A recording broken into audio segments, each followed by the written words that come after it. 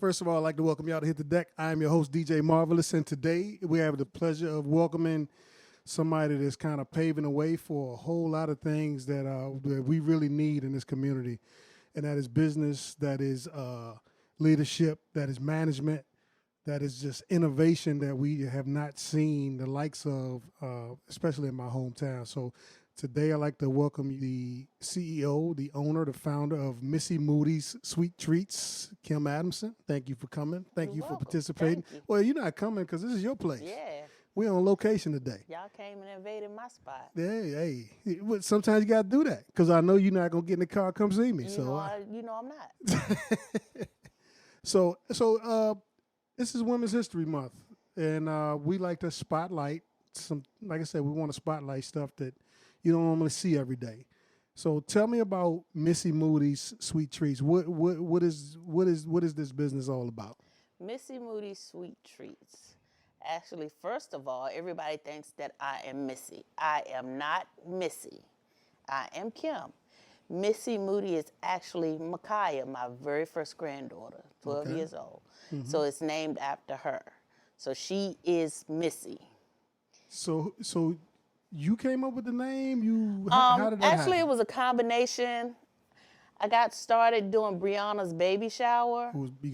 They don't know who Brianna is. Well, Brianna is my niece, Okay. and she, had twins, and, so I was doing a little stuff for her baby shower, and, she convinced me, too, to turn this into a business. Mm-hmm.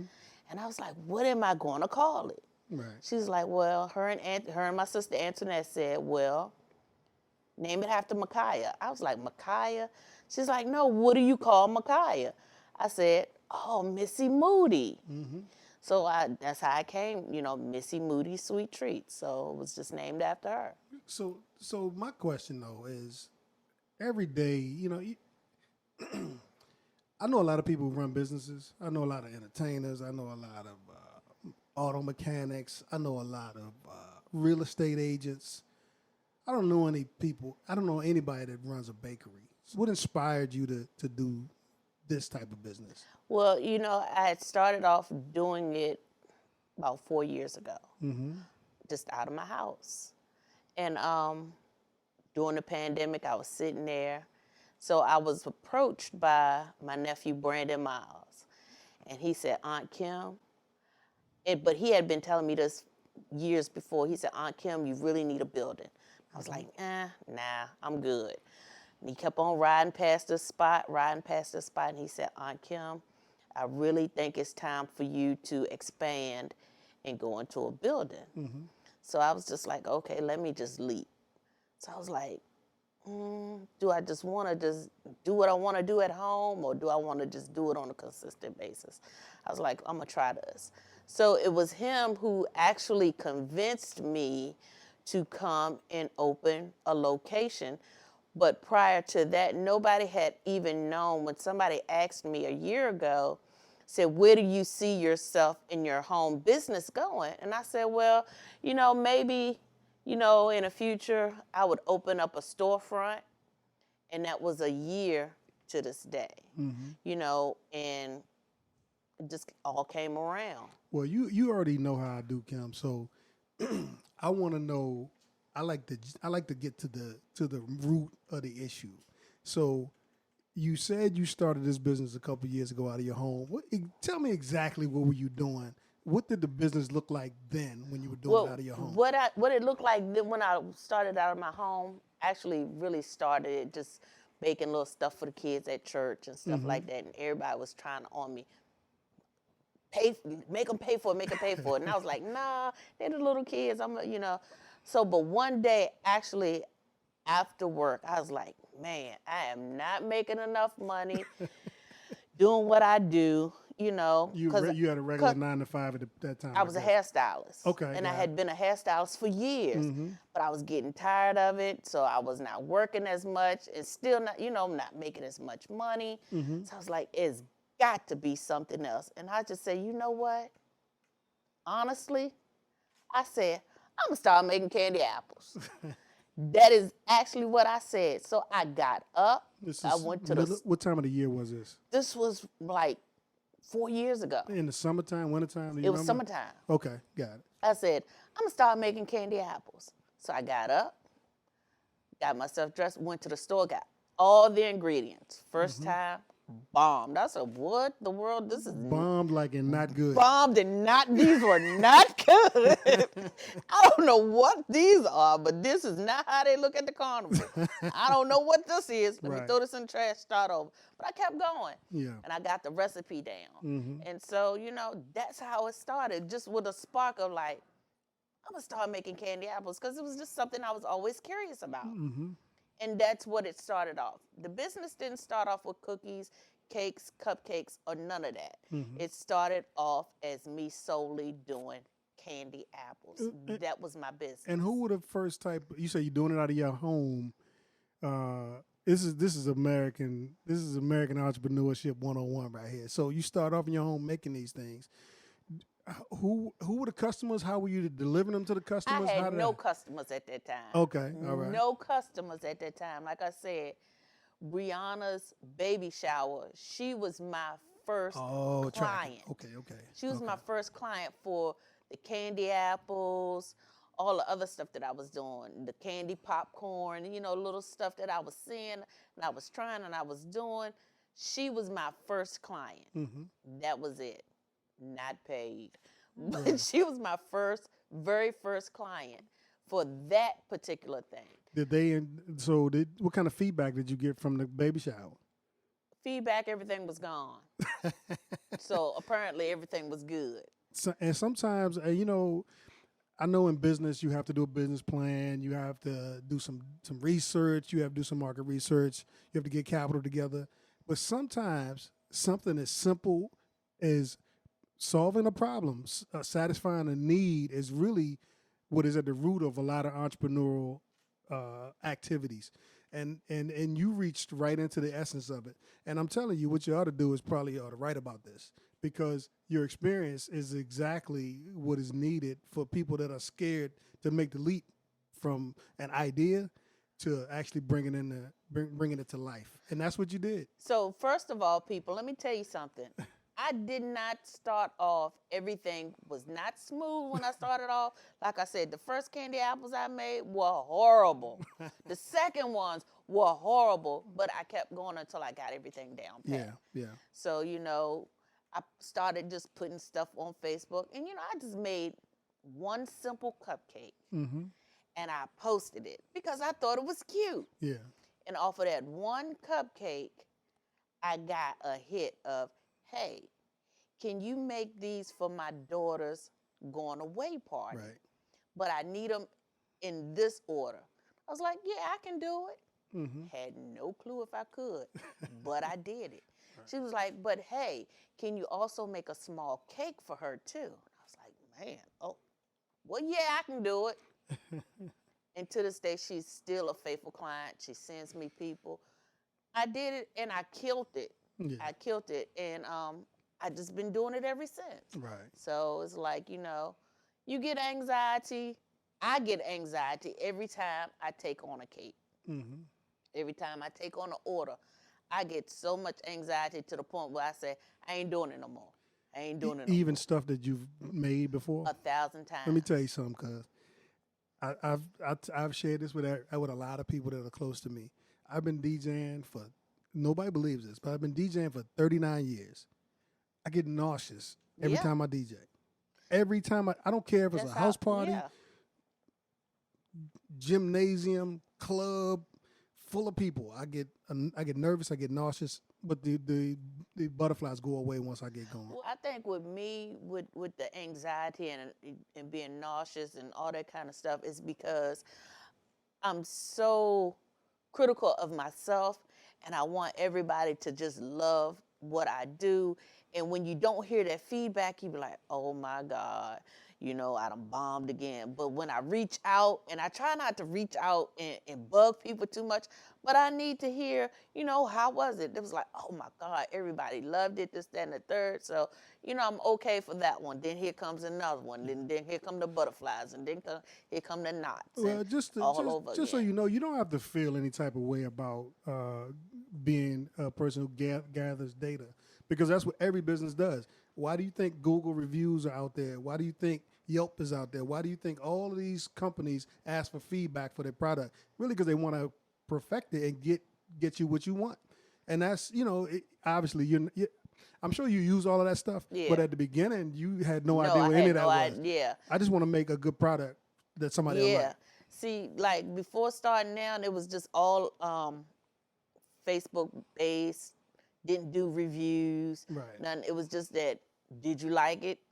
Yes or no. That type of stuff. Yeah. I didn't have any of this stuff on hand, Google or any of that. It was just me and my page. Yeah, this is really what you're doing though is trial and error. I mean, what I wanted to get to next was everybody thinks that you go into business, it's all glamorous. You're gonna be on you're working for yourself. You're gonna be on vacation every month in the Bahamas and all of this. Okay. They say I watched a TED Talk where they talked about writing a dissertation, right? And when you write a dissertation, you go through all the ranges of emotion, crying, happiness, joy, bliss,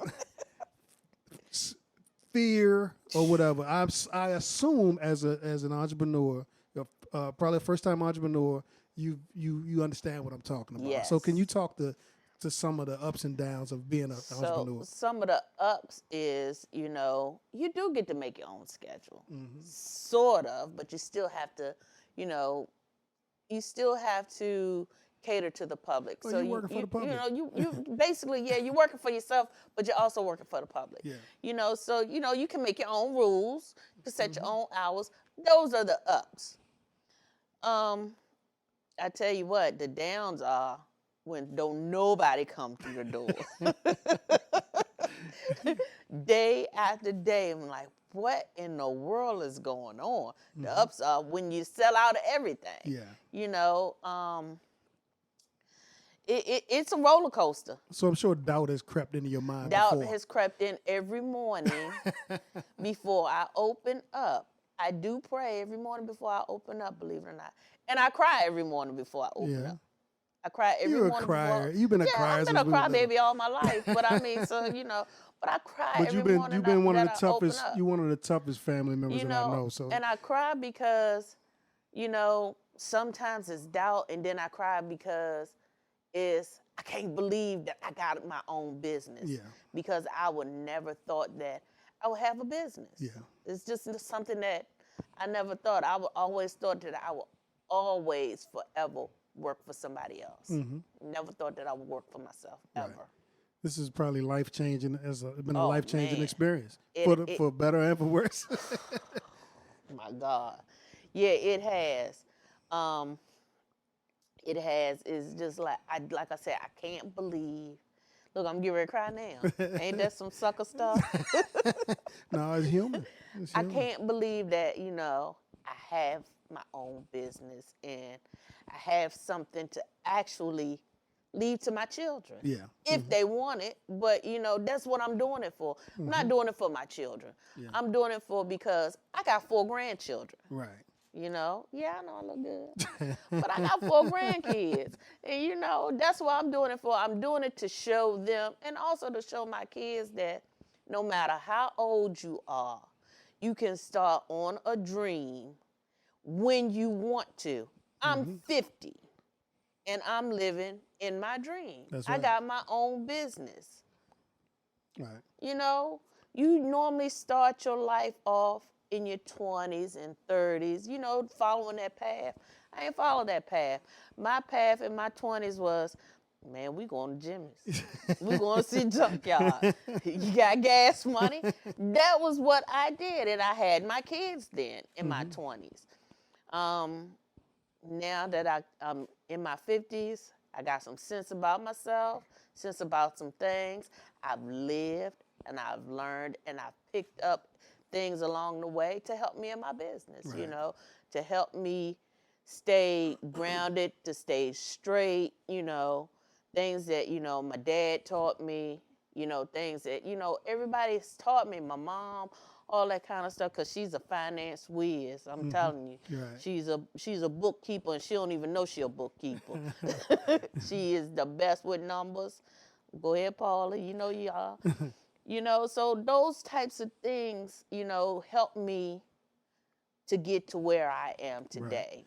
I My tell- whole life, my whole experiences rolled into one, helped me be the person that I am right now. I tell people all the time that, again, when you're when you're an entrepreneur and you're a small business owner, you don't have a staff to do all of this stuff, right? So you it.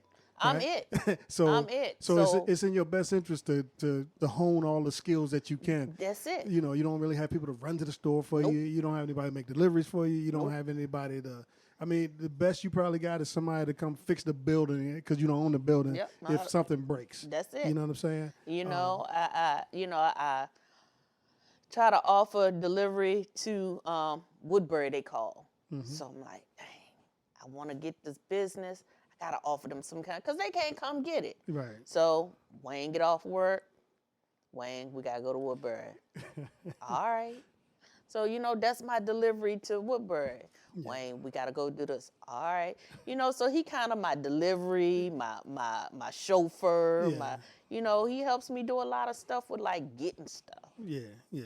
Well, you gotta dig into the crevices of your life to help you get through some of this stuff. There's no book written on it. So you can't every day. You're crying every day, but you probably got your thinking cap on every day to figure out how to best solve these problems. Yeah. How am I gonna do this? How am I gonna get this done today? But after the crying is done, you get up, you wipe your eyes, wash your face off, and get back there and crank that stove up and do what I gotta do. As we move into Women's History Month, we hear the phrase "when women use their power." In your opinion, as a woman, what unique skill set do you think you bring to business and entrepreneurship? Well, because you have a unique story, I think, and that's why we got you here I think today. it's determination. Right. It's determination. I'm determined that I'm not going to fail. Right. I'm determined that I'm going to keep these doors open. I'm just I'm determined to prove people wrong. That's my superpower is determination. Right. That's what I bring. Right. And I think, again, it's not about cookies and cupcakes and pies and all that stuff, but I think your grandkids, the biggest takeaway that they're going to get is grandma has a superpower, and that is being able to succeed no matter what the obstacles are, no matter how challenging it is. So whether they go into doing what you're doing or they go and do something totally different, they're going to see that you get up every day and you struggle to make this thing happen and to make it continue to advance. So I'm proud of you. If I've never told you before, I have told you before, but I've told you before that I'm proud of you, and I know that people are watching. I know people are watching, and because success leaves clues to others.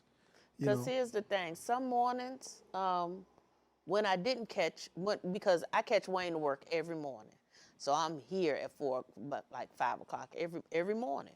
But some mornings when I say, go ahead, I walk to work. How far is that? About 2 miles. But still, I walk to work. Yeah. I don't care if it's a mile or whatever. If you want to if you want something and you want it that bad, it doesn't matter how far it is. Right. Or what you got to do to go get it, and that's what I did, when I was building this place up, me and my son, Jonathan, and his wife, Jade, and my son, Corey, Sherman, all of us came in and we did this place. Wayne, we all came and did this place. Brandon, but before they could even get here, I would get up in the morning and I would walk here and just sit in here. Nobody had no paint. I would just come in here and I would sit in here and look and plan out things. Kim, where you going? Walk up to the store to my shop today. Yeah. Just proud to say I got a shop. We ain't nobody up there yet. You ain't got nothing to do up there. I'm just come in here and sit. And that's why I keep that little pink table. It's falling apart, but it was in here when I was in here. Oh. And that's the only thing I had to sit on. Right. Everybody's like, you need to throw that away. No, that stays. Because that's the only thing that I had to sit on when I was in here. Was that little pink table. And that's where it is. Everybody don't know why it's in that corner or why I keep it. I was wondering the same thing. Because that's the only thing that I had to sit on. That was the only thing in here for me to sit on while I was sitting here brainstorming on how or what I'm going to do or how am I going to get this stuff done. Yeah. So as we move into to right now, what actually, can you talk a little bit about exactly what you sell at your establishment? So what I sell is cupcakes, cookies, brownies. I do cakes. I do like parfaits, my famous banana pudding parfait. I'm getting into doing the yogurt parfaits, sodas, chips, and a couple of other things that's coming new on April when I reopen for my year. So, be on the lookout for your invitation because it's coming soon. Yeah. For my reopening. So are you only doing a la carte type of work, or do you do catering also? I do custom orders. You have to call for your custom orders. So I do custom cakes, like character cakes and things like that. Oh, okay. Like for right now, for like pies and things, people normally call in and place an order for pies and, whole cheesecakes and stuff like that. So I do anything that has to do with cutting that oven on, putting batter into something and baking it, I do. Mm-hmm. So it's just really nothing that, I really don't do. And if I don't know how to do it right then and there, I'm going to research it and I'm going to get you your product. Right. Okay. How do you feel about your role and how do you fit in with the community as far as integrating your business into the community? I try to keep a strong presence in the community. Where I can sometimes donate, I will donate. Sometimes they come to me, with orders and things like that. But I want to keep a strong tie with the community because we need to help one another. Without the community, there's not going to be a Missy Moodie's. And without Missy Moodie's, where else they're going to get that good? It's just, it one hand washes the other type deal. So where do you see yourself in the out years and 3 to 5 years from now? In various locations. Okay. Nice. Various locations. I'm not trying to just be here in Orange, although this is, where I started. I want this to be home base. Right. But I do want to be in different locations. I want Missy Moodie Sweet Treats to be a not locally known, but just a regionally known name. Okay. Because if you can't get from Fredericksburg to Orange, maybe I'll have a location in Fredericksburg. Right. Maybe I have a location in Charlottesville. Maybe somewhere else. But I want to be spread out. I want to have more than one location. Mm-hmm. I just don't want to be just pigeonholed to Orange. Okay, so tell the people, what is your street address first off? So my street address is 152 Caroline Street, and it's here in Orange, Virginia, 22960. I am actually located in the Orange Historic Business District. Prior to that, it's like across the street used to be, starting off, my grandfather's funeral home. Johnson Brothers Funeral Home. That used to be theirs. And when they left out, it used to be my cousin's home, Barbara Norney Johnson. And everybody else in the whole everybody else, that was the house. And where I am was the classic laundromat where we used to come in here and we used to play. We ain't wash no clothes. We played here. Now, fast forwarding to 40-some years later, 40-some years, I'm sitting here in this place where we used to play at, and now it's my business, so I'm part of, I guess, local history. Yeah. Local history. So I'm in the area where my whole family actually came from. Right. This is the area where we came from, us as Johnsons. Right. So tell the people how they get in touch with you. Phone number is 540-360-4374. And I still answer my cell phone, so you can call me on there too, 540-522-9733. You can go to MissyMoodieSweetTreats.com. That's my web. Or you could go to my Facebook, is Missy Moodie Sweet Treats. Or you can go to my personal, just Kim Adamson. Okay. So, I can be reached on all of those avenues. Okay. I think it's very important that we have this conversation and we talk to people about entrepreneurship. I don't care what you're selling. There's a grind associated with it. And if you think that it's going to be all peaches and cream, you probably don't want to come talk to you. Yeah, and because that's the only peaches and cream right there. I tell people all the time that it is imperative that if you're going to open up a business, right, you probably, if you know somebody that owns a business and has struggled to be a startup, come talk to that person. Because you probably can give them some insight that they probably did not have or were not aware of. Because everybody thinks just because you got a good idea, that is going to make you $1 million and everything is going to be beautiful. Because you don't have to, you realize all of this looks good, but what about the taxes? Yeah. What about all of that kind of stuff, that you got to pay in?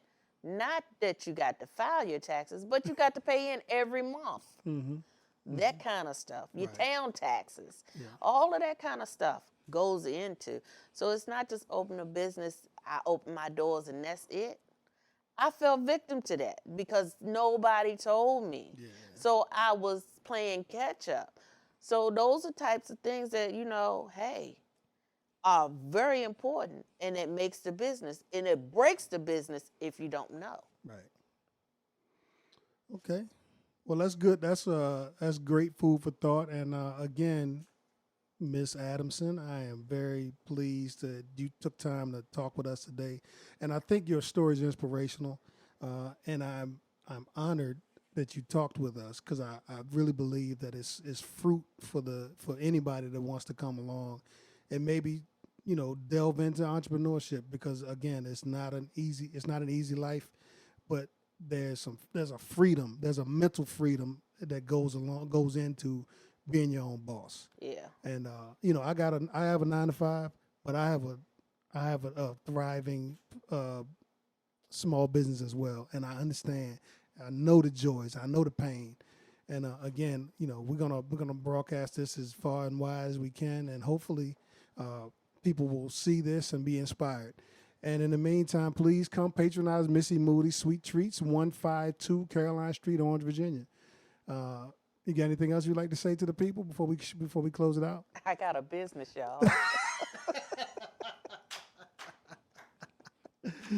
And I'm black and I am a woman. And I'm actually the queen of Hit the Deck entertainment, because ain't nobody carry no speakers into no parties but me. Ain't nobody carry no music into the parties but me. So yeah, I am the official queen of Hit the Deck Entertainment. You don't believe me? Better ask. On a serious note though, right? I think again we don't at all do the same type of business, but I am certain you watching us, not even watching us, because you've been there the whole time with us since we were little kids doing basically service, right? Yeah. An entertainer is a service provider, basically. you know, we've been DJing, rapping, breakdancing, and running bands and all this stuff since we were little kids. And again, fast forward all these years, and you being around us, conducting business, doing business, serving the community, and everything we've done. We've done community events, we've done just regular entertainment stuff, we've done clubs and all of that stuff. And now all of a sudden, in the 2020s, you are in the mix doing your thing. Yeah. And it's all an extension of the same tree. You know, we all come from the same soil, and I think, and I'm proud that to see you doing your thing. And you know, everybody when they see you, they think, you know, you with us. Yeah. And vice versa. So yeah, I don't know what else to say about that. I mean, it's true though. I mean, when you see me, you see you. When they see you, they see me. Right. You know, it's all connected. Yeah, and not to mention your significant other is in my crew too. So, you know, it's all a HTD family operation, Yeah, man. it really is a family operation. Yeah, yeah. So Missy Moodie's is also, even though I am my own entity, I am still an extension of Hit the Deck Entertainment. Right, no doubt about it. No doubt about it. Come a long way from the Hee Haw champ of Orange, Virginia. But don't try me.